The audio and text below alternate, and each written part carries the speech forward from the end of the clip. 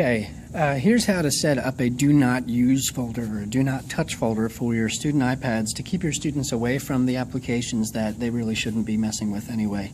There are three that you definitely want to keep away from students. Those three would be settings, mail, and the App Store. You may have a couple others in mind, such as like the camera or anything else that you really just don't want your students getting a hold of. So to separate those into a folder, you can just hold down on one until it starts wiggling, and you can drag it around. Now take any of those and drag it on top of another one, and then let go. And what it does is it creates a folder. And it assigns a name automatically. In this case, it called it Utilities. To change the name of that, just tap in that gray box somewhere, and then it'll give you a keyboard. Delete the name Utilities and then call it Do Not Touch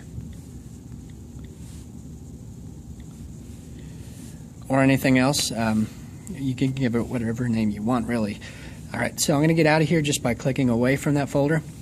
So I've got the settings and the mail icon in the Do Not Touch folder, and I also now just want to get that App Store icon on. You can see that the apps are still wiggling, which means they are movable. So I'm just going to grab the App Store and drag it right over to that Do Not Touch folder. If it snaps back like that, just try it again. Yep, third time's the charm, and there it goes. Alright, so in my Do Not Touch folder, if I enlarge it, I see 3 apps in there. To make them stop wiggling like that, just tap the Home button on your iPad, and Edit Mode will disable. Alright, so while these are still accessible, the students would be able to tap that and go into it. It's just a little bit more of a guideline set in place now. They're telling them do not touch it.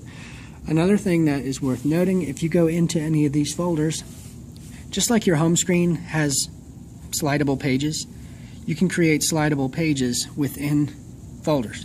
So if you click and hold down any of these and drag it to the right side of that space, it'll actually slide and create a new folder. Let's see if I can get it to do it. There we go. So the little dots indicate which page you're on. The little white dot means I'm on page 2 of 2. Slide back. Now I see that the mail icon is in there, but it's kind of nested on the second page.